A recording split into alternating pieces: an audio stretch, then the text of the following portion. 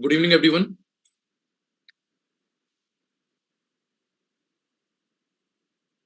Satellite सब system में हम सबसे फर्स्ट पार्ट पढ़ने जा रहे हैं power supply. Right. Power supply के लिए यहां पर तीन चीजों की रिक्वायरमेंट है। राइट। अगर हम यहां पावर सप्लाई की बात करें तो हमारी रिक्वायरमेंट तीन बातों की है और इन तीनों को हम देख सकते हैं। One is solar array. इसके अंदर सोलर एरे लगे होते हैं जो चार्ज होते रहते हैं सन के साथ। अगला, सनलाइट में ये चार्ज होते हैं। अगला, सेपरेट इसमें बैटरी सिस्टम भी दिया जाता है। बैटरी भी इसकी चार्ज होती रहती है और यूटिलाइज होती रहती है। यहां पावर सप्लाई का एक कंट्रोल यूनिट भी दिया जाता है। अगर कहीं पावर फेल्योर होती है तो उसका एक कंट्रोल मैकेनिज्म भी बनाया गया है। राइट। लिख लीजिए।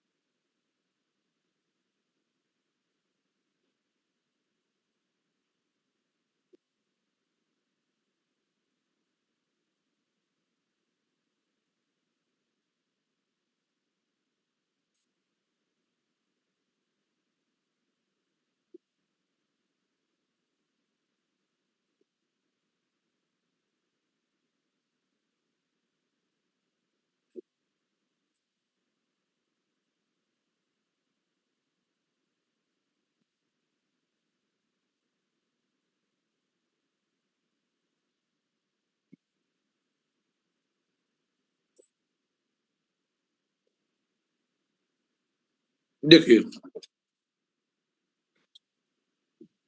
ये जो सोलर एरे है ये अकेला सिंगल सोलर सेल नहीं है, हजार सोलर सेल है। राइट, 2000 5000 इसका एरे होता है। लाइन से ब्रेकिंग एरे होता है और इसमें लगभग हमारे पास कन्वर्जन एफिशिएंसी 10 से 15% होती है, जितना ये सनलाइट को यूज कर पाता है। हालांकि सोलर पावर प्लांट में एफिशिएंसी बहुत अच्छी नहीं होती। बट आप देखते हैं, आप लोग घरों में भी सोलर सिस्टम लगवाने से बचते हैं, लेकिन जब गवर्नमेंट सब्सिडी देती है कि लगवा लीजिए, इसमें आपको इतना फायदा हो जाएगा, तब लोग यूज कर लेते हैं। Otherwise solar power plant is not a good option. लेकिन अब सैटेलाइट ऊपर हवा में लॉन्च है तो वहां तो और कोई ऑप्शन है नहीं, इसलिए आप सोलर एरे को यूज करते हैं। कुछ सेपरेट बैटरी सिस्टम भी दिए जाते हैं स्टार्टिंग में। ये बैटरी सिस्टम बहुत दिन तक ऑक्यूपाई नहीं हो सकते। इनकी अपनी ठीक ठाक एफिशिएंसी इनको बनाकर भेजा जाता है, लेकिन इनमें डायरेक्ट, हाँ, इसमें लोड चेंजर डायरेक्ट लगे होते हैं। मतलब वहां कोई मैनुअली इसको ऑपरेट नहीं करता, ऑटोमेटिक चलती हैं ये। लेकिन इनकी एफिशिएंसी बहुत अच्छी नहीं होती, 3 4 साल, 5 साल, 6 साल। सोलर एरे भी 6 7 साल के बाद अपनी जितनी एफिशिएंसी के लिए लिया गया होता है धीमे धीमे कम होने लगता है। लेकिन सैटेलाइट 20 साल, 15 साल, 25 साल अपनी एज के हिसाब से प्रॉपर काम करता है, जिसके हिसाब से इसकी कैलकुलेशन की जाती है। तो अगर कोई पूछता है सैटेलाइट में पावर सप्लाई किसके द्वारा देते हैं, तो सोलर एरे। मेन क्या है? Solar array. नेक्स्ट, अब ये बताइए, सैटेलाइट सब सिस्टम में हमने जब सोलर एरे की बात की तो एक दूसरी बात हम ये भी करते हैं पावर सप्लाई के बाद, हमें यहां पर एटीट्यूड एंड ऑर्बिट कंट्रोल भी चाहिए।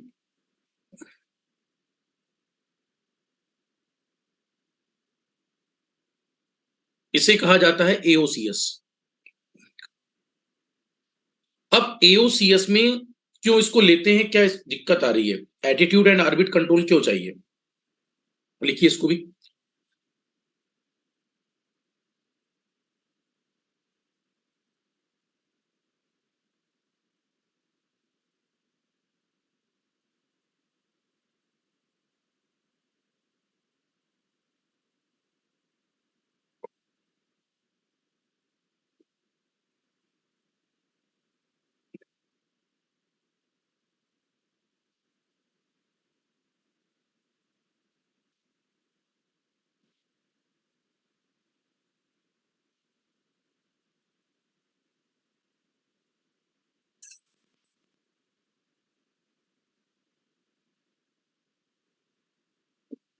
एक सेकंड।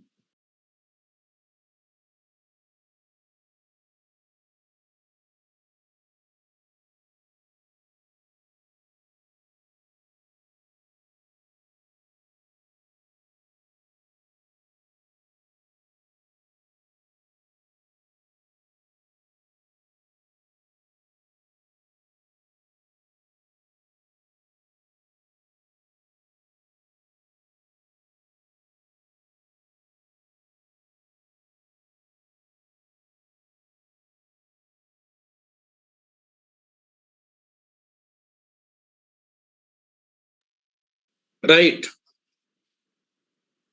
अब देखिए attitude and orbit control system की दिक्कत समझिए। अब जिस सैटेलाइट को आपने लॉन्च किया है उस सैटेलाइट में एक समस्या भी आ रही है। ये बताइए, सैटेलाइट लॉन्च कर दिया, लेकिन जब ये सैटेलाइट राजरानी, जब सैटेलाइट लॉन्च किया गया है तो हमने तो सोचकर ये लॉन्च किया है कि ये अर्थ के चारों ओर चक्कर लगाएगा, राइट। लेकिन जब ये दूसरी कक्षा में स्थापित होता है तो उस पर और भी ग्रहों की गुरुत्वाकर्षण बल लग रहे होते हैं। और भी ग्रहों का मतलब the gravitational force of sun, gravitational force of different planet, it may be moon, Mangal, जो भी आप देख रहे हैं, नंबर ऑफ प्लैनेट्स के भी ग्रेविटेशनल फोर्स लग रहे हैं। तो क्या बताइए, सैटेलाइट हम क्या मानकर चल रहे हैं कि उस पर केवल अर्थ का ग्रेविटेशनल फोर्स लग रहा है, जबकि नंबर ऑफ ग्रहों के लग रहे हैं। यस गोविंद,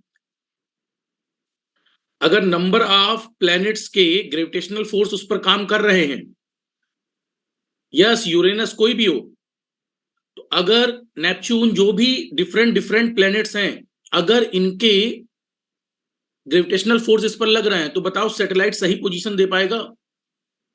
गोविंद सोच कर बताइए। राजरानी, अगर बहुत सारे ग्रहों का प्रभाव इस पर पड़ेगा सैटेलाइट पर, तो क्या ये सही पोजीशन दे पाएगा? नहीं दे पाएगा, राइट। इसका मतलब क्या हम ये भी कहें कि इसको एक कंट्रोलिंग चाहिए? फाइन, इसका एटीट्यूड सेट होना चाहिए। अब दूसरी प्रॉब्लम, एक तो आप समझ गए ग्रेविटेशनल फोर्स, दूसरा ये भी तो हो सकता है कि हम सोचकर चल रहे हैं कि सैटेलाइट प्रॉपर रिवॉल्व कर रहा है, लेकिन ये जो अर्थ है, क्या ये अर्थ कई जगह खुद एसिमेट्रिकल है?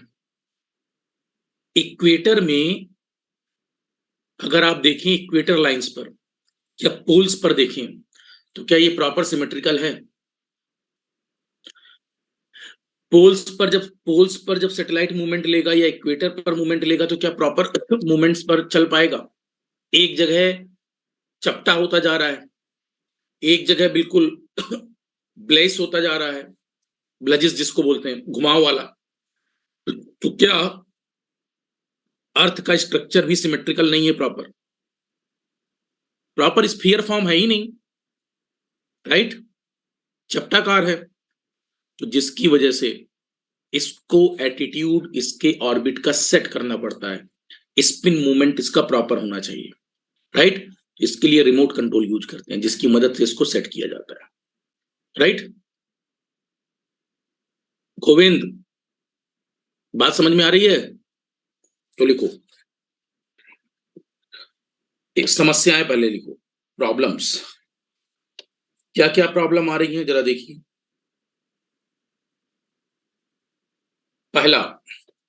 पहली प्रॉब्लम है asymmetry,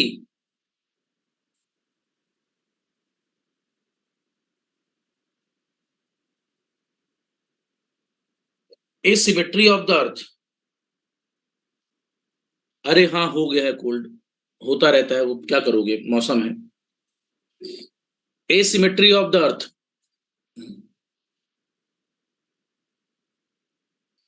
asymmetry of the earth, gravitational field.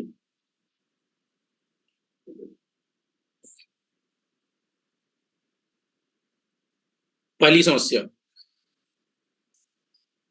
Earth is not a true sphere, proper गोला अर्थ नहीं है।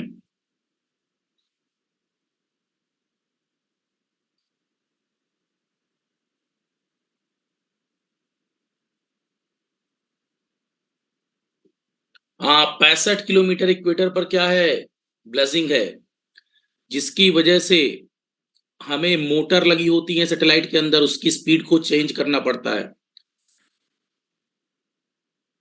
एक पॉइंट तो ये समझ में आया। अब ग्रेविटेशनल, जो ग्रेविटेशन लग रहा है, देखिए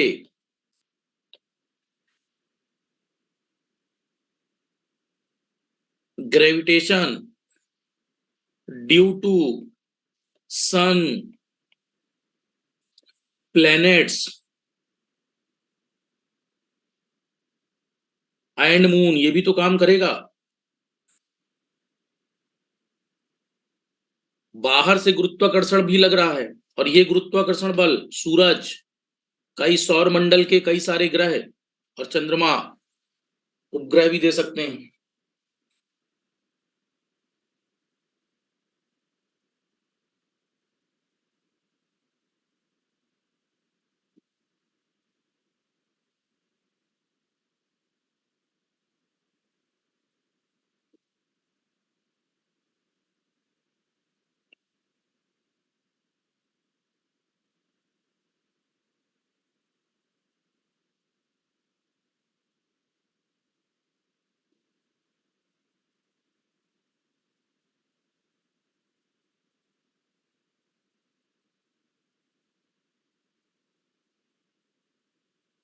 अर्थ की अपनी मैग्नेटिक फील्ड भी है जो दिक्कत देगी।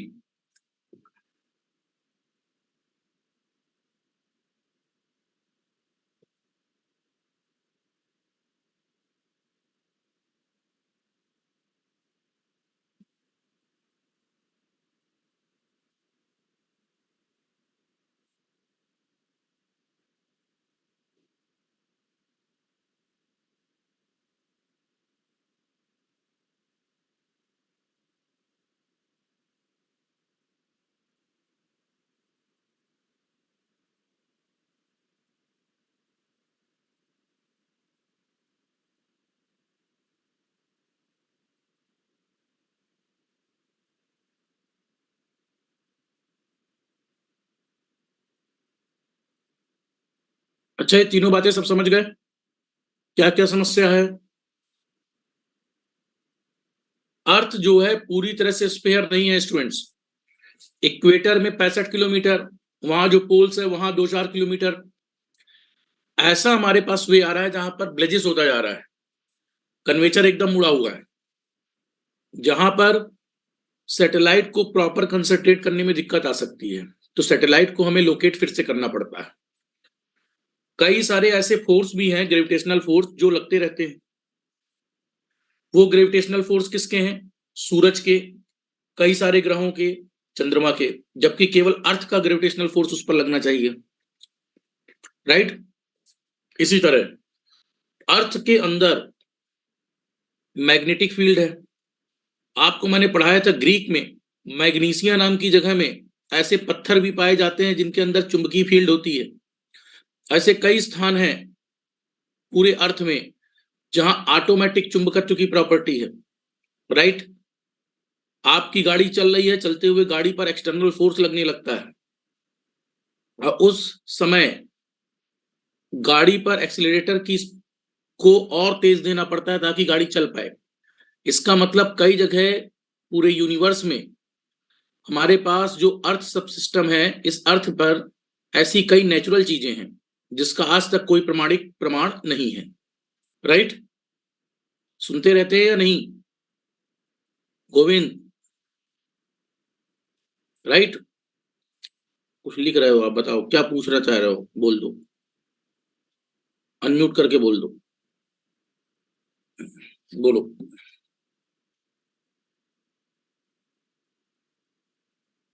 अरे अनम्यूट करके बोलो।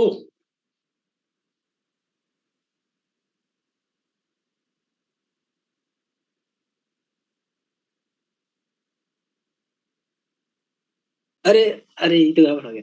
अरे सर यही पूछ रहे तब तो सर, जब पृथ्वी का कर्वेचर सर इस तरह से है, मतलब कहीं ज्यादा कहीं कम, मतलब जो एंगल है, तब तो सर उसको किसी ना किसी को ऑपरेट करना पड़ता होगा, नहीं तो सैटेलाइट बाहर चली जाएगी कहीं।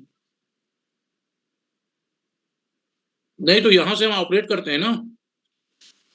अरे सर तब तो इतने सारे सैटेलाइट मतलब छोड़े जाते हैं सर। सैटेलाइट के अंदर बैठ के थोड़ी ना ऑपरेट होता है।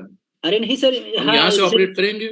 जैसे रिमोट से आपने बताया, रिमोट की जिस सेंसिंग। कंट्री ने सैटेलाइट लॉन्च किया होता है उसमें वैज्ञानिकों की अपनी टीम होती है, उनका काम है इसको सेट रखना।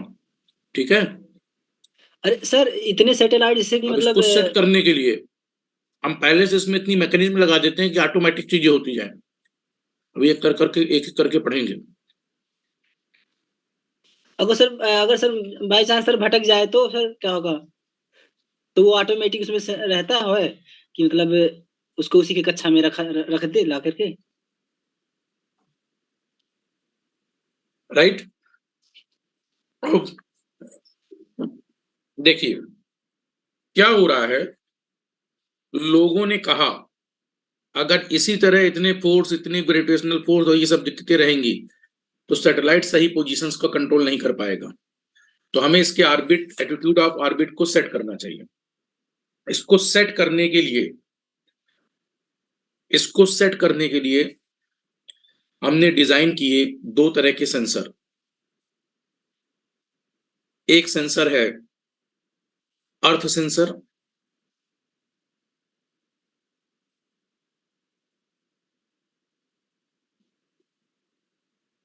और एक है सन सेंसर।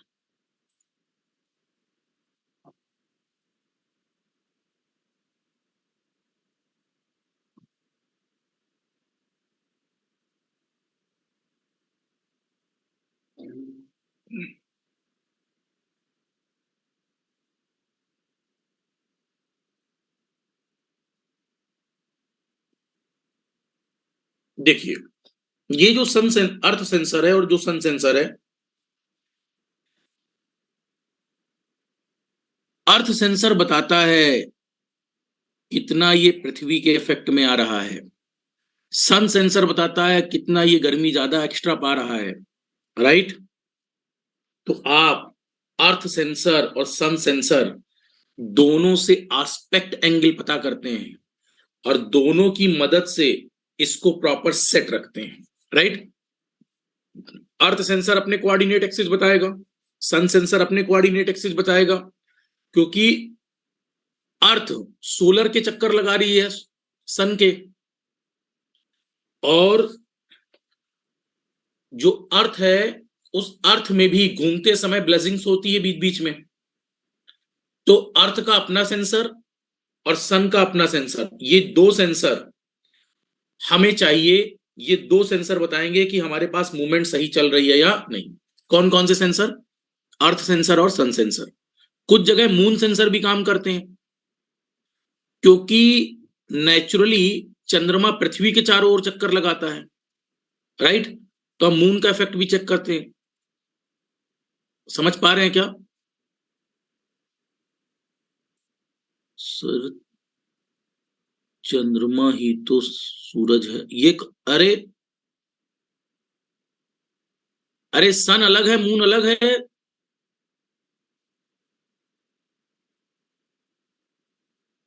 अरे पढ़ के आओ क्लास 1 2 3। देखो। राइट। हाँ अब इसके अलावा, हाँ ये अर्थ सेंसर और सन सेंसर के अलावा अब हमारी रिक्वायरमेंट कुछ और पॉइंट्स भी हैं, जैसे लो थ्रस्ट एक्चुएटर्स। अगला high thrust motor.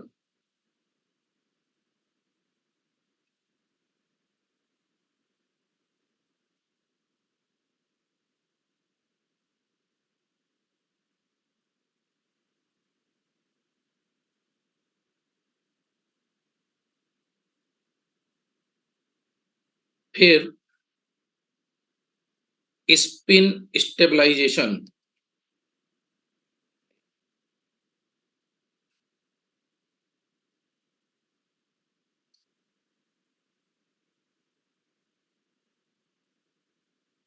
Three axis body stabilization.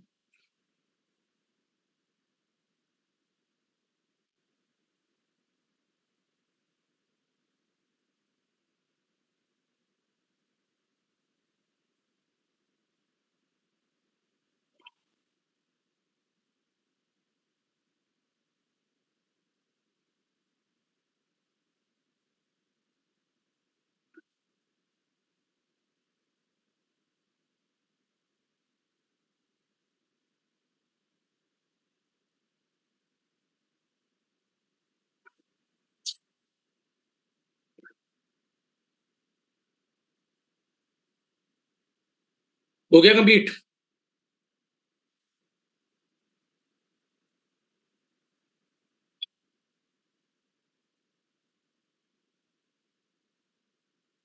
Right. चलिए अब समझिए, इधर आ जाइए। क्या होता है साल दर साल, एक आप लोग सभी लोग कैमरा ऑन करो स्टूडेंट्स, पता ही नहीं चल रहा कर भी रहे हो पढ़ भी रहे हो कहाँ हो। ज्ञान प्रभा,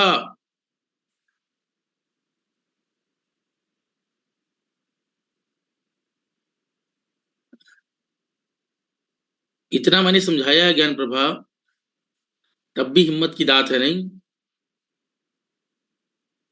तुरंत कैमरा ऑफ होता है। ठीक है,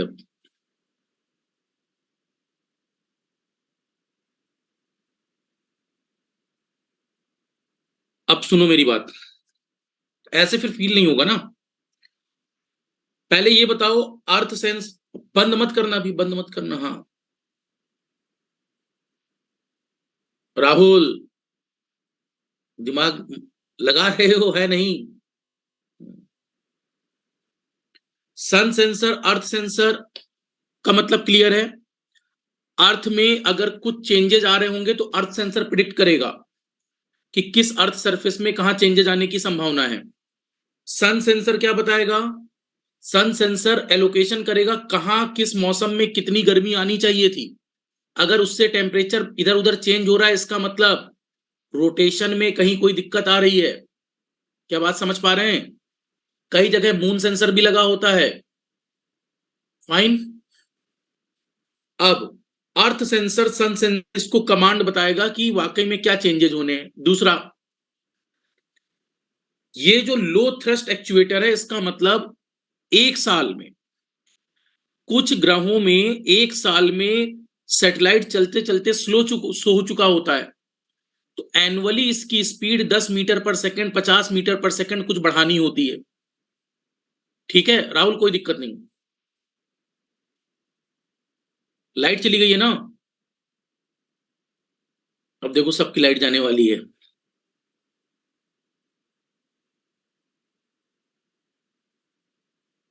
राजरानी लाइट चली गई है क्या? नहीं, ठीक है। लो थ्रस्ट एक्चुएटर का मतलब, जो इस सैटेलाइट चलता है एक साल में वो अपनी स्पीड में थोड़ा धीमा हो सकता है, राइट? तो एनुअली जितने मीटर पर सेकंड की स्पीड में बढ़ोतरी चाहिए, वो एनुअली बढ़ोतरी लो थ्रस्ट एक्चुएटर से करा जाती है। और ये ऑटोमेटिक इसके अंदर मोटर मैकेनिज्म लगी होती है जो इसकी स्पीड बढ़ा देती है, राइट? और इसका टाइमर सेट होता है, कितने टाइमर पर इसकी स्पीड को बढ़ने की जरूरत है। मेरी बात समझ पा रहे हैं? अब राहुल, बलिया में लाइट की बहुत प्रॉब्लम है। चलो, आपके कौन है? हो भी बलिया से कि जबरदस्ती बलिया को बदनाम कर रहे हो? एक बार मैं जा चुका हूं, ऐसा कोई वहां प्रॉब्लम है नहीं। हाई थ्रस्ट मोटर, देखो इधर, हाई थ्रस्ट मोटर का मतलब आप समझे? देखो, यस, कोई प्रॉब्लम नहीं है, राइट। अब देखो, जैसे यहां पर सैटेलाइट है, अब सैटेलाइट को अगर कुछ स्पेस में ऑटोमेटिक तेज चलने की जरूरत है, तभी वो सही ट्रैकिंग कर पाएगा, तो इसके अंदर हाई स्पीड मोटर भी होते हैं। ये high speed motor spin quantization से चेक होते हैं, कहाँ तेज स्पिन करना है सैटेलाइट को, राइट। कुछ ऐसी जगह होंगी जहां पर सैटेलाइट को अपनी स्पीड बढ़ानी होगी, इसके लिए क्या होते हैं, हाई थ्रस्ट मोटर। और लो थ्रस्ट एक्चुएटर्स कहां होते हैं, ये होते हैं 1 साल में काम करने वाले, सालों में जब स्पीड को थोड़ा घटाना बढ़ाना हो, इसे क्या कहते हैं, लो थ्रस्ट। और जब हाई थ्रस्ट की रिक्वायरमेंट होती है, तो इसका मतलब कुछ जगह ऐसी होती है जहां सैटेलाइट की मूवमेंट स्लो हो चुकी होती है। कई जगह सैटेलाइट पर gravitational force, calculated gravitational force से ज्यादा लग रहा होता है, तो उसकी स्पीड को बढ़ाना पड़ता है, राइट। बात समझ पा रहे हैं, अंदर मोटर लगी होती है, ऑटोमेटिक, सब कुछ ऑटोमेटिक, फीडबैक सिस्टम होते हैं, टाइमर सर्किट्स लगे होते हैं, ग्रेविटेशनल फोर्स को कैलकुलेट करके उतना ही दूरी वो तेज चल जाता है। फिर 3 एक्सिस बॉडी स्टेबलाइजेशन, जब सैटेलाइट के कुछ समझ में नहीं आता तो सैटेलाइट अंधा हो जाता है। अंधे होने का मतलब, अब सैटेलाइट ये कहता है, आपने कुछ, जैसे कई बार आप लोग वो देखते हो, कई मीम्स देखते हो, रील्स देखते हो, उनमें देख रहे होते हो जैसे झूले टाइप के स्ट्रक्चर होते हैं, यहां से कोई ऊपर गया, फिर ऐसे मूव हो गया, शिफ्ट हो गया, फिर यहां मिक्स हुआ, फिर नीचे आया, फिर कुछ ऊपर स्टेजेस उड़ गई, तो ये automatic stages 3 axis body stabilisation में दी जाती हैं। ये जो ऑटोमेटिक होता है,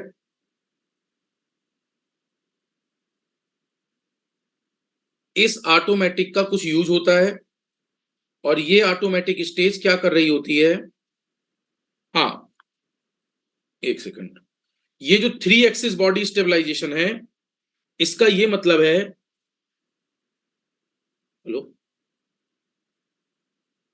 हेलो, हेलो,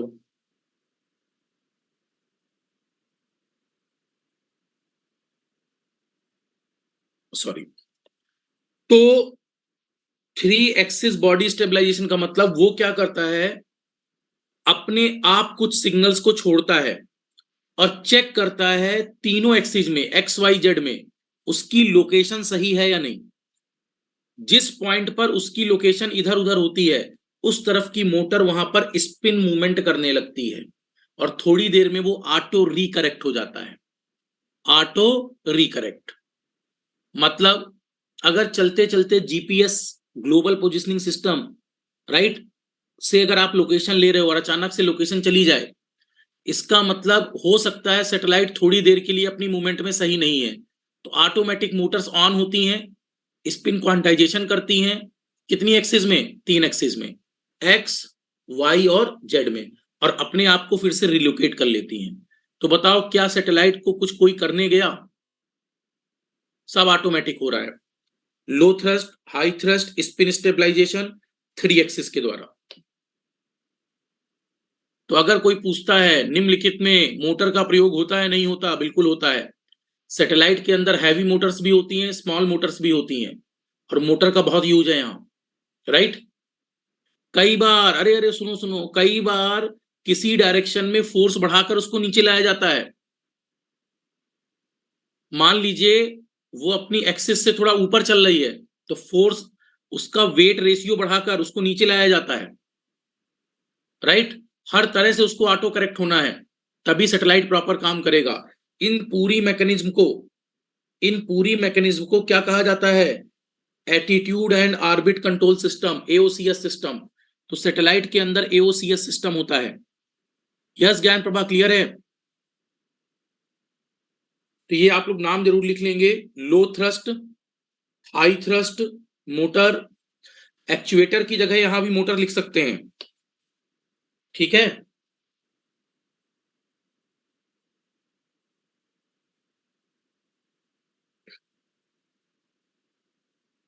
अब एक, ये जो सिस्टम था, इस सिस्टम के बाद अब हमें मूवमेंट चेक करनी है, एक बार इसको लिख लो।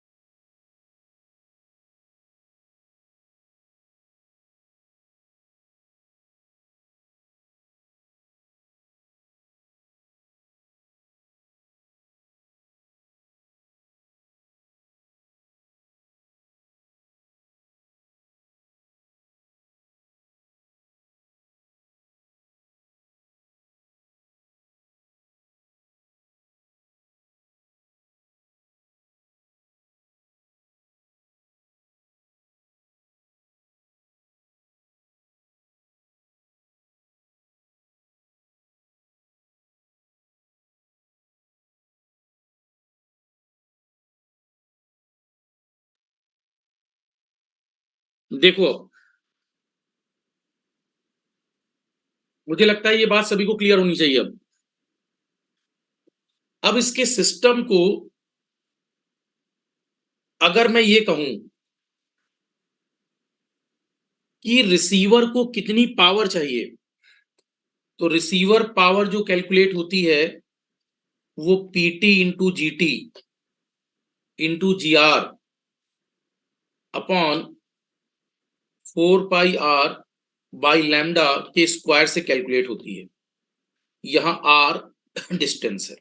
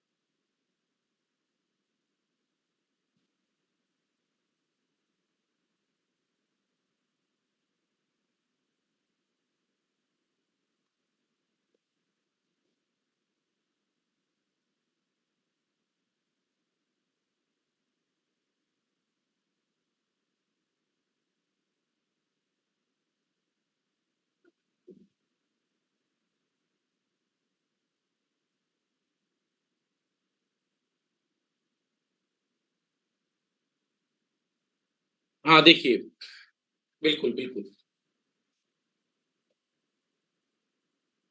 एक्चुअल में देखना चाहते हो देख लो, अदरवाइज नॉट रिक्वायर्ड। इसे कहा जाता है link budget equation.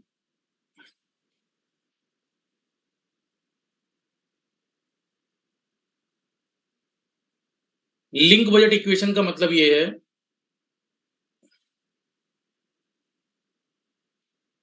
Fuel liquid में भरा जाता है, ठोस रूप, नहीं नहीं नहीं नहीं, फ्यूल तो अर्ली फेजेस है, स्टार्टिंग फेजेस राहुल। जब सैटेलाइट लॉन्च होता है तब फ्यूल इंजेक्शंस की बात है, तब वो रॉकेट मैकेनिज्म है। That is only for launching pads. जब एक बार लॉन्च हो रहा होता है तो जो फ्यूल है, फ्यूल का फिनोमिना, फ्यूल जब फ्रेम आउट किया जाता है तब होता है वो लिक्विड फॉर्म में। जब वो पूरी तरह से सॉलिड फॉर्म में बन चुका होता है तब यूज किया जाता है। ठीक है, फ्रेमिंग हमारे पास मिक्स होती है।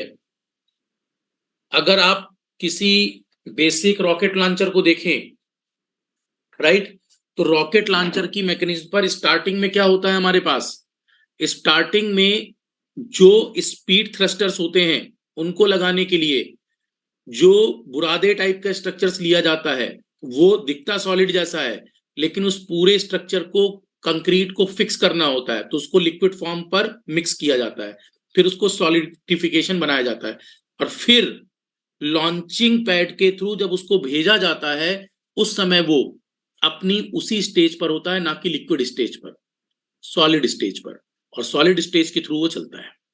राइट, हमें ऐसा लगता है कि गैस के पिस्टन हटते जा रहे हैं, राइट, गैसियस पिस्टन है जो हटते जा रहे हैं, जबकि वो क्या है, सॉलिड फॉर्म है। वो खोखला कवर बसता है, वो कवर गिरते हैं। ठीक है, जब स्टार्टिंग में सैटेलाइट लॉन्च होगा तभी तो होगी ये मैकेनिज्म। Clear, right. चलो, अब देखो, जैसे पूछा आपने कि सर ये कैसे आया, तो ये मैं बता दे रहा हूं। एक्चुअल में ये लिंक बजट इक्वेशन है। लिंक बजट इक्वेशन का मतलब आप ऐसा समझें, जैसे ये कोई ट्रांसमीटर है, तो ट्रांसमीटर में हमारे पास ट्रांसमीटर की ट्रांसमिटेड पावर पीटी है, ट्रांसमीटर का जो अपना गेन है वो जीटी है। फ्यूल इंजेक्टर बॉडी होती है। फ्यूल डिपेंड करता है किस स्ट्रक्चर का यूज कर रहे हो, टेलीस्टार, नेटस्टार, इनसेट, इंटेल स्टार, किस रेंज का चाहिए। ठीक है, ये वो फ्यूल नहीं है बम वाला। हाँ, ये डिपेंड करता है रेंज, कितने माइल्स पर सेकंड की स्पीड चाहिए, राइट, इसके बेस पर। ये ट्रांसमीटर सेक्शन है मान लो TX, और जब इसको भेजोगे तो रिसीवर इसको रिसीव करेगा। रिसीवर जो रिसीव करेगा उसका अपना इफेक्टिव एरिया होगा, this is called effective area. Effective area. और यहां इसका जो अपना गेन होगा रिसीवर का, रिसीवर को RX से दिखा दिया, इसका जो अपना गेन होगा उसे GR कहते हैं, अपना जो इसका पावर होगी रिसीव्ड उसे PR कहते हैं, राइट। और ट्रांसमीटर और रिसीवर के बीच की जो डिस्टेंस है उसे कैपिटल R कह रहे हैं, इनके बीच की जो डिस्टेंस है वो R है। ट्रांसमीटर PT पावर देगा,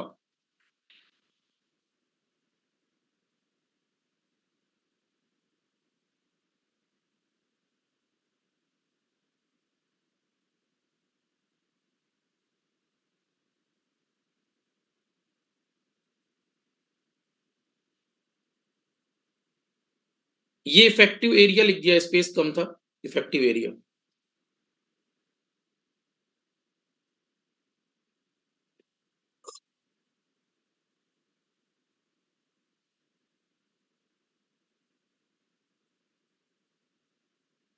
हो गया। देखिए जो ट्रांसमीटर है, ट्रांसमीटर में ट्रांसमिटेड पावर कितनी है PT, इसका अपना गेन कितना होता है GT, और जो इसमें जो यहां से ये जो आप कन्वेचर देख रहे हैं, ये कन्वेचर पूरे सर्किल कन्वेचर को फॉलो करते होंगे, ये होते हैं आइसोट्रॉपिक एंटीना होते हैं इनमें। आइसोट्रॉपिक का मतलब हर तरफ बराबर, आइसोट्रॉपिक का मतलब इस दिशा में जितना रेडिएशन उतना ही इस दिशा में रेडिएशन, जितना नीचे रेडिएशन उतना ऊपर radiation. Isotropic, right, radiation in all directions are same. बात क्लियर है? आइसोट्रॉपिक। अब हम लोग फोर्स निकालते हैं। जब मैं फोर्स वैल्यू की कैलकुलेशन करता हूं, ठीक है, इसका हालांकि यूज नहीं है आपके लिए, जब मैं फोर्स कैलकुलेट करता हूं तो फोर्स वैल्यू आएगी, फोर्स बराबर PT/GT upon 4πr²। PT/GT, hello, नमस्ते नमस्ते, हाँ, जल्दी बोलिए।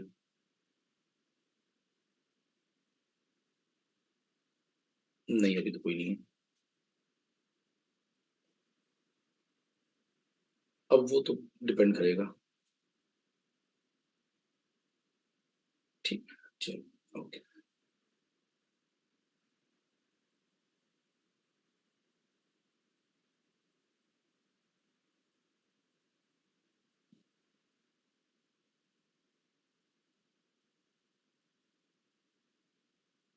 राइट, ये PT/GT और ये सर्कुलर कन्वेचर होते हैं, तो सर्कुलर कर्वेचर का एरिया क्या होगा? 4πr²,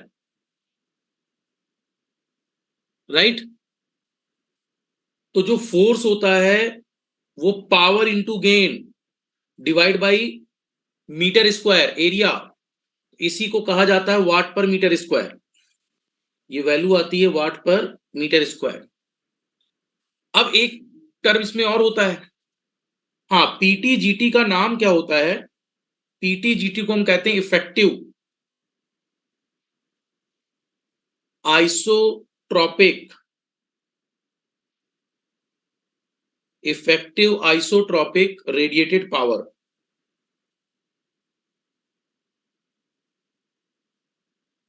और शॉर्ट फॉर्म में से बहुत इंपॉर्टेंट नाम है EIRP, पूछा जाता है एग्जाम में, EIRP किससे रिलेटेड है? Effective isotropic radiated power.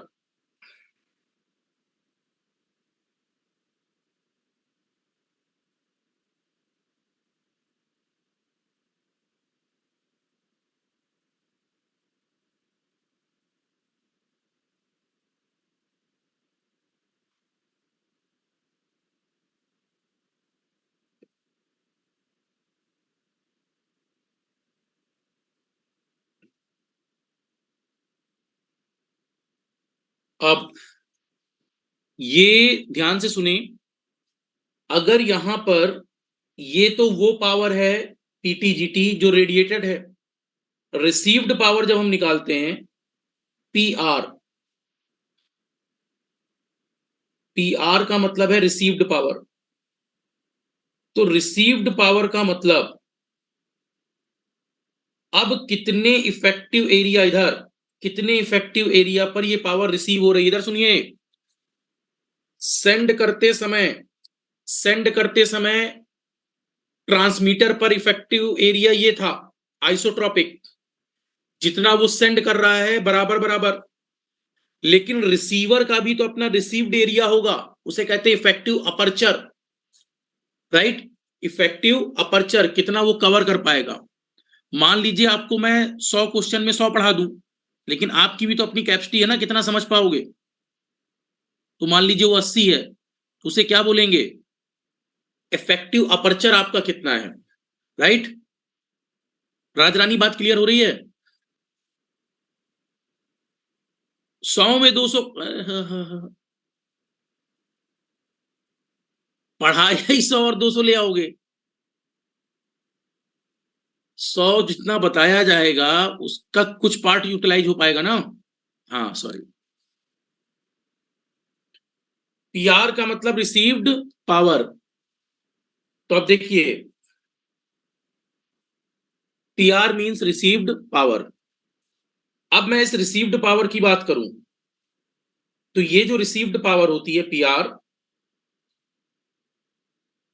ये रिसीव्ड पावर जितना रेडिएटेड फोर्स बना था, वो कितना फोर्स बना था, PT GT upon 4 pi R square. क्या उसमें इफेक्टिव अपर्चर का इस समय मल्टीप्लाई होना चाहिए कि कितना ये ले पा रहा है, और जब ये इफेक्टिव अपर्चर का मल्टीप्लाई करेगा एई का, साइड में लिख देता हूं, AE means effective aperture area.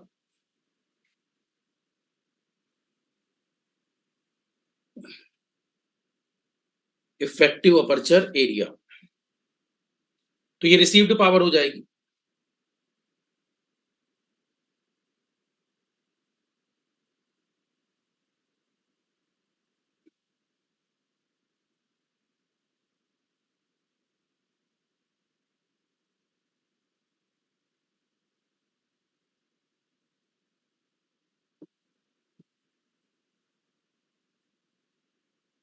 अब जो गेन होता है रिसीवर का, वो है जीआर।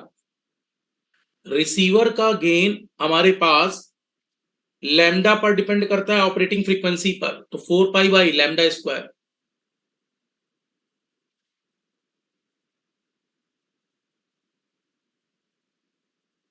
सितारा घूम जाइए, मन हल्का हो जाएगा। चित्रा कूट, अच्छा, अरे राहुल सूर्यांश बैठ के यही करते रहते हो क्या।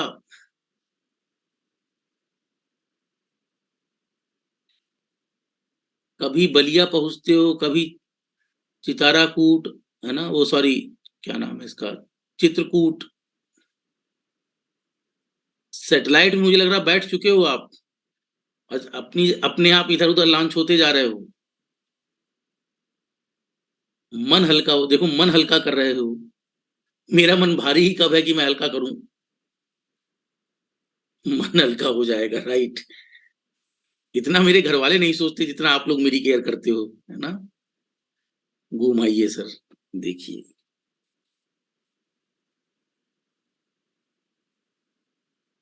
Into effective aperture. तो ये जो 4 pi by lambda square into A है, ये है गेन रिसीवर का। अब बताओ, अगर ए की कैलकुलेशन की जाए, जीआर की जगह अगर हम ए रखें, या ए का मान यहां से रख दो,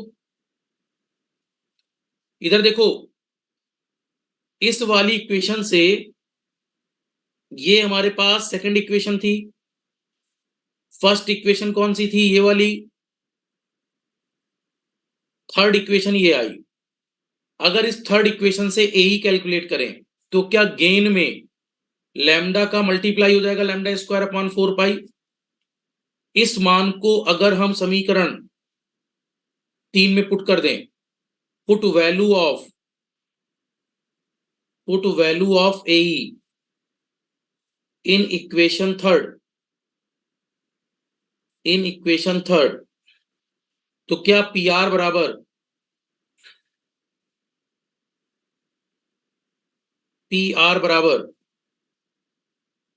हाँ पीटी जीटी बटे 4 pi R square into G R into lambda square upon 4 पाई।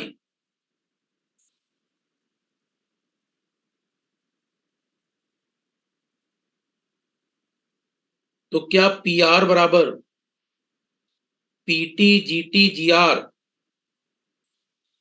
Into lambda upon 4 pi R का होल स्क्वायर हो जाएगा। ये रिसीव्ड पावर आ जाएगी।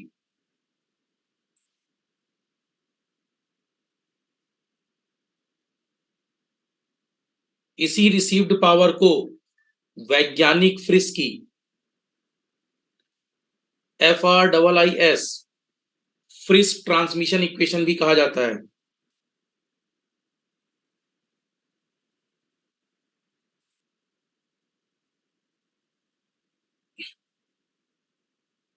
फ्रिस ट्रांसमिशन इक्वेशन यहां 4 पाई आर बाई लैम्डा का स्क्वायर, इसे कहा जाता है पाथ लॉस, रास्ते में चलते हुए होने वाला लॉस। इसी को कहा जाता है स्पेस लॉस, पाथ लॉस और स्पेस लॉस। और जब आगे चलकर आप इसी पर रिसीव्ड पावर का फार्मूला लिखते हैं तो received power P R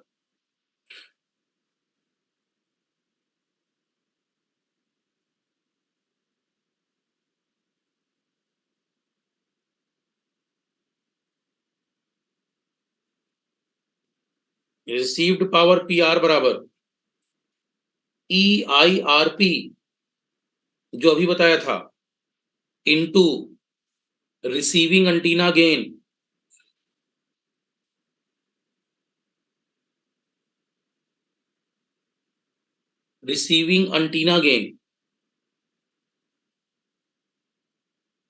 GR बटे पाथ लॉस। ये भी फार्मूला वही है, लिख लो यहां तक।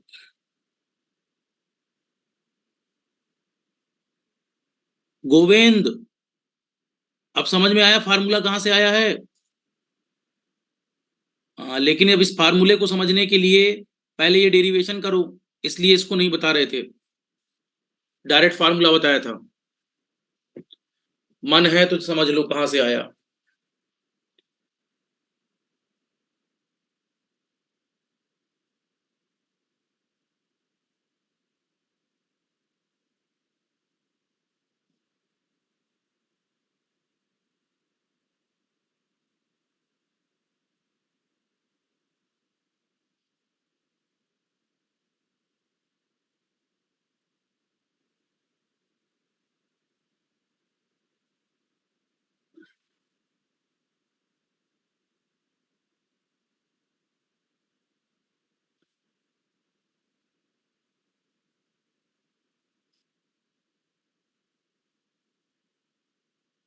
ठीक है, लाल बता रहा हूं।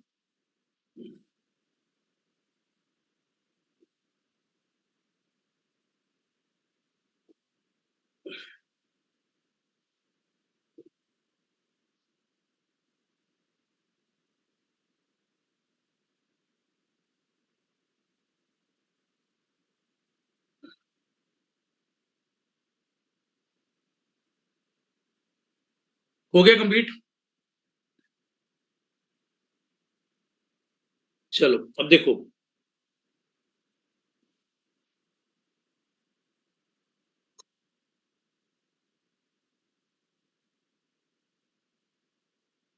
फोर्स जो होता है वो ट्रांसमिटेड पावर का गेन से multiply divide by area, right. तो पीटी जीटी अपॉन 4πr²। इसके बाद मैंने कहा पीटी जीटी को ही कहते हैं effective isotropic radiated power. Power का गेन के साथ मल्टीप्लाई ही है कितना इफेक्टिव रेडिएट कर रहा है। अब कितना रिसीव करेगा वो पीआर इंटू जीआर होगा, received power into received gain, right.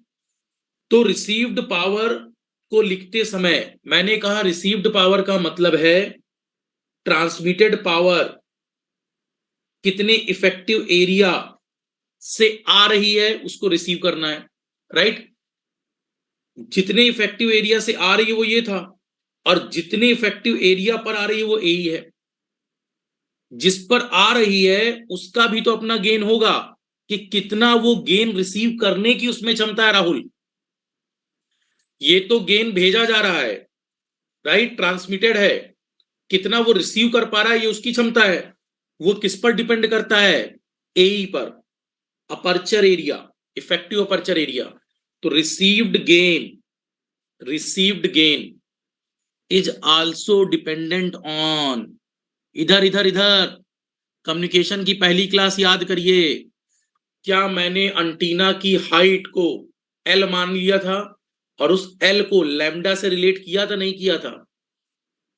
L बराबर लैम्डा अगर याद आए बोलो। और क्या उसमें लैम्डा बराबर c/f रखा था या नहीं? c प्रकाश का वेग था।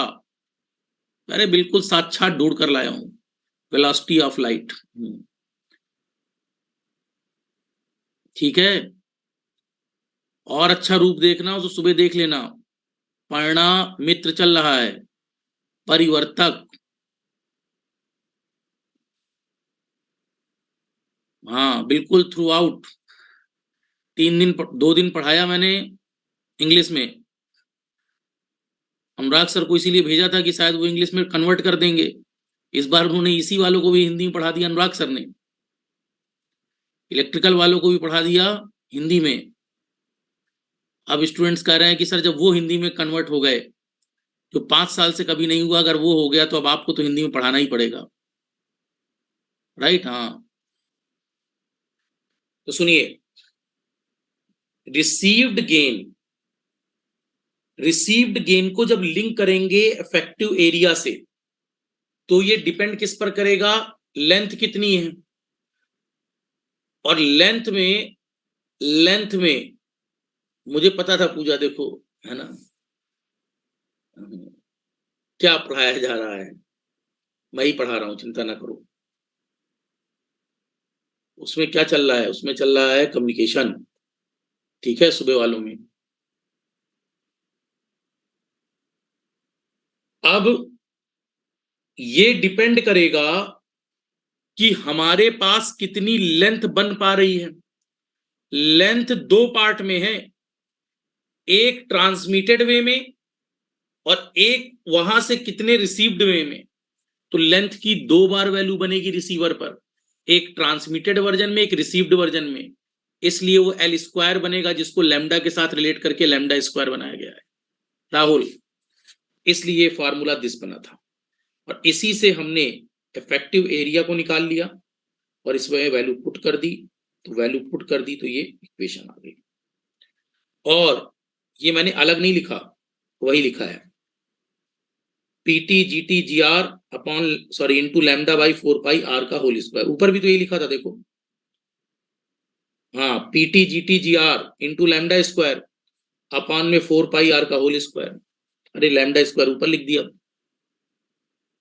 राइट। ये फार्मूला काम का है, इसीलिए इसको डायरेक्ट लिखा दिया था। पूछा कहां से आया तो जानते हो, हर मर्ज की दवा तो है ही मेरे पास, दे दिया, बता दिया।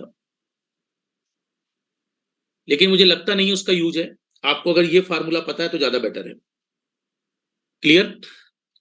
एग्जाम के लिए जितने कम से कम फार्मूले बनाओ उतना अच्छा है, जितने संभाल पाओ। पढ़ते समय तो फिर मैं लिखवाता चला जाऊं 10 फार्मूले, लेकिन एग्जाम में जितने कर पाओ।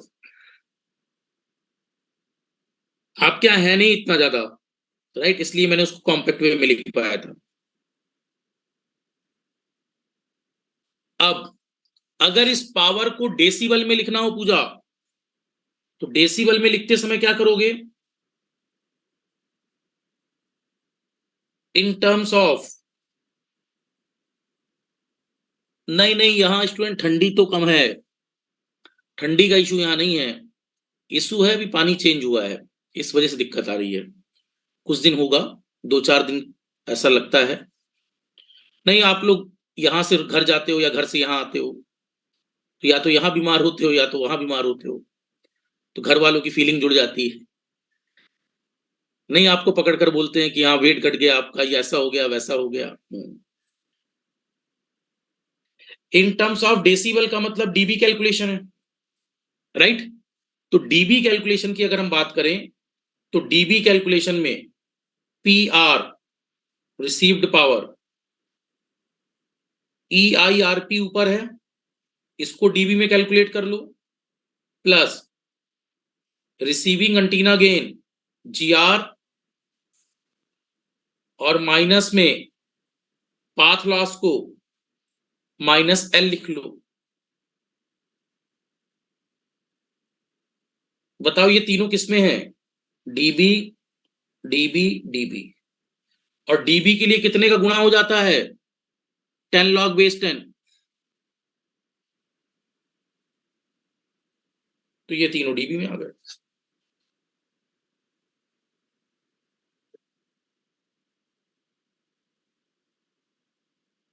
लिखना है पूरा, लिख लो। पी आर बराबर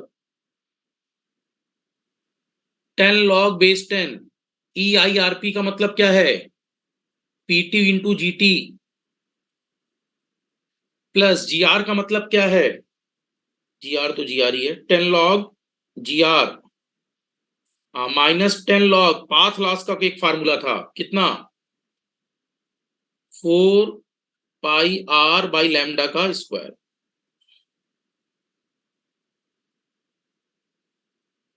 अच्छा, स्क्वायर बाहर आ जाएगा, T T G T plus 10 log G R minus 20 log 4 pi R by lambda.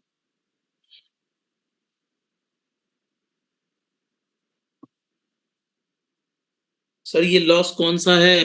Path loss, LP लिख लो, path loss LP, free space loss.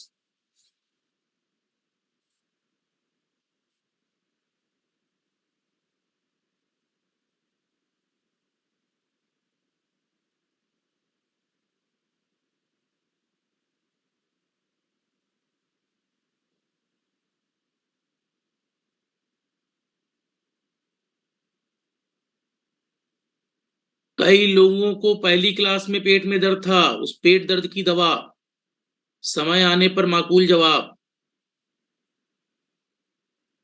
देखो दे देता हूं, मन तो नहीं था लेकिन चलो अब इतना ड्राइव कराया तो दे देता हूं।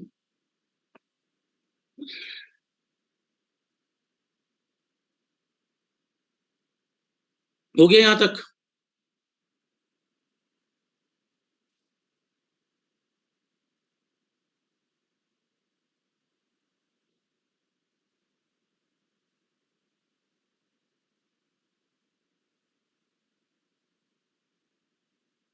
अब क्या स्टार्ट करना है स्टूडेंट्स सैटेलाइट के बाद?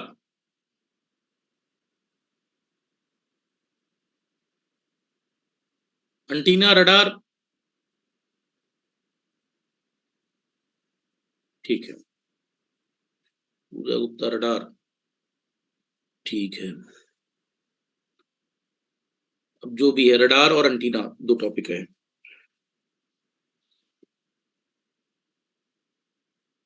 कम्युनिकेशन में रडार एंटीना ही है ना? और कुछ देख लेना, कुछ दर्द वर्द।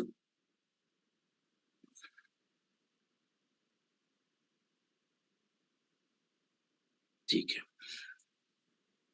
देखो वो पेट दर्द की दवा दे देता हूं, इधर देखो। जैसे, नहीं इसमें स्टूडेंट्स आप लोगों का दोष है, जब वो डिजिटल चल रहा था तब मैंने क्लास में आप लोगों को समझाया था कि डिजिटल हो जाने दीजिए, तो आप लोगों को समझ में आ नहीं रहा था। अब तक माइक्रोवेव और बाकी वो सब उन्होंने करा दिया होता सर ने, इसीलिए उनको बुलाया गया था। लेकिन तब क्लास में देखो देखो देखो, मेरा नहीं है। नहीं, सही पढ़ाया था ना, सही पढ़ाया था, ऐसा कुछ नहीं है। अब वो तो अपनी अंडरस्टैंडिंग है, आप नहीं समझ पा रहे हो। क्वेश्चंस जो कराए थे वो one of the unique question थे, ठीक है, और टाइम पर चीजें हो जाती, इसीलिए उनका शेड्यूल उनको वहां से रिलेट कराया गया था। और कभी कभी होता है, आप लोगों को लगता है सबको ही, मतलब देखो मेरा, मुझसे रिलेट मत करो किसी को। अरे वो साँचे टूट गए। हाँ हाँ, ब्रेक, सब ब्रेक हो गए अब। हाँ, चलो, नाउ लुक।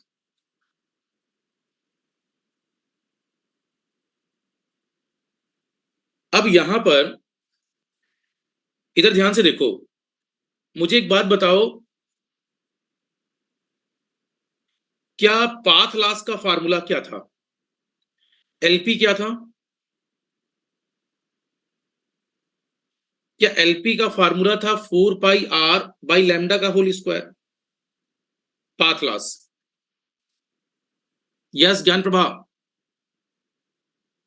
और लैम्डा का मान होता क्या है? c/f। तो बताओ, पाथ लॉस एलपी बराबर 4 पाई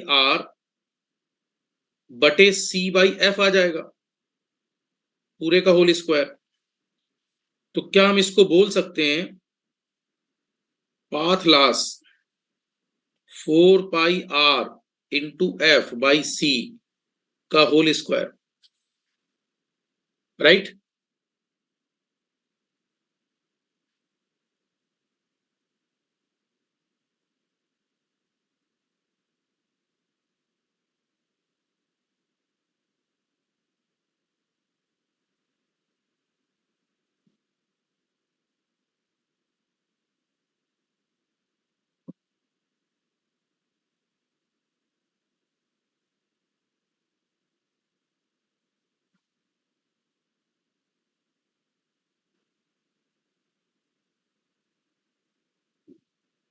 ठीक है, इधर गोविंद सुनो मेरी बात। गोविंद, आपका क्वेश्चन था कि सर क्यों अपलिंक फ्रीक्वेंसी को हाई रखते हैं, डाउनलिंक को लो रखते हैं। मैंने वहां कहा था कि अपलिंक की वैल्यू हाई रखते हैं, डाउनलिंक की वैल्यू लो रखते हैं। अब ध्यान से देखो, मैंने कहा था डाउनलिंक फ्रीक्वेंसी कम रखोगे तो लॉसेस कम बनेंगे। आपने कहा सर उसी लेयर को तो क्रॉस होती है, राइट? हाँ, इधर देखो, अब डाउनलिंक करते समय पाथ लॉस, रेडिएटेड पावर तो, ट्रांसमिटेड पावर तो सैटेलाइट की है, लेकिन क्या रिसीव्ड पावर में पाथ लॉस बनेंगे? रिसीवर डाउनलिंक फ्रीक्वेंसी पर काम करेगा, अपलिंक पर? Downlink.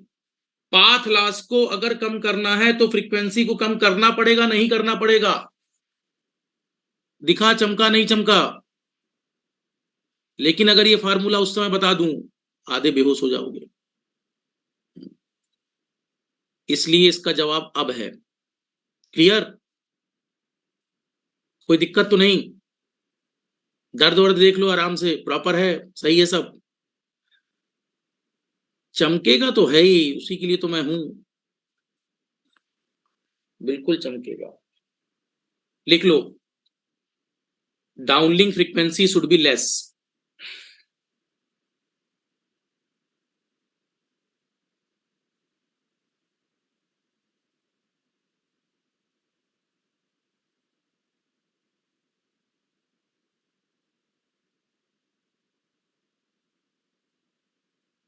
Downlink frequency should be less compare to uplink frequency, right? ये फ्रीक्वेंसी क्या होनी चाहिए? कम होनी चाहिए कंपेयर टू अपलिंक फ्रीक्वेंसी। नहीं, तब लिख दूंगा ना स्टूडेंट, तो आपको लगेगा सर ने अपनी तरफ से फार्मूला बना दिया। अब यहां आपको दिख रहा होगा, लिख तो मैं तब भी सकता था, मेरे लिए तो सारी बातें बराबर हैं। downlink frequency should be less compared to uplink frequency so that path loss can be minimized. Path loss can be minimized. दूसरा, अगर कोई ये क्वेश्चन पूछता है अपलिंक फ्रीक्वेंसी और डाउनलिंक फ्रीक्वेंसी को अलग अलग क्यों रखते हैं? To avoid interference, right? Received signal और ट्रांसमिटेड सिग्नल में इंटरफेरेंस ना हो. To avoid interference,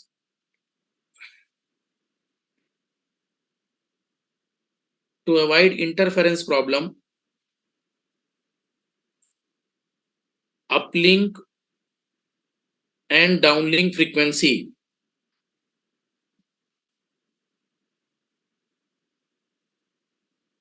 should be kept different.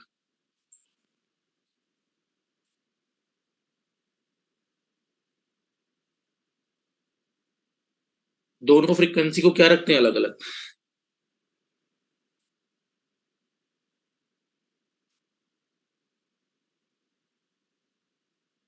Right?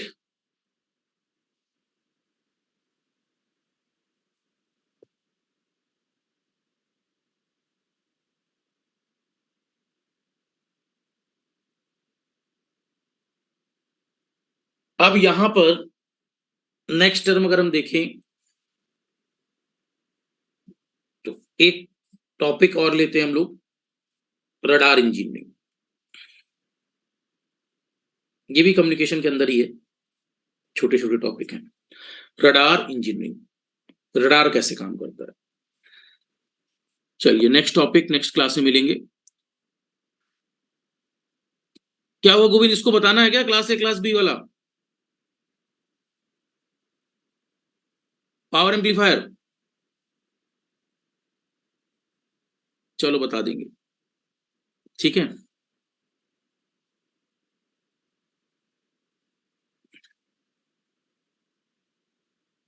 यहीं तक कराया अभी.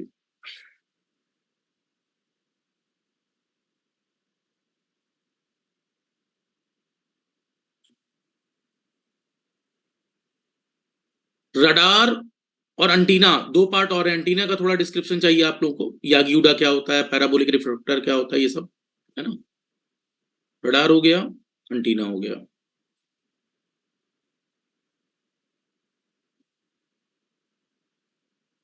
हाँ उसको ही बता देता हूँ, पावर एम्पलीफायर जिसको दिक्कत है बता देता हूँ भी. और कुछ मेरे लायक सेवाएं. चलो okay, thank you. Okay bye bye. कल मिलेंगे रडार के साथ.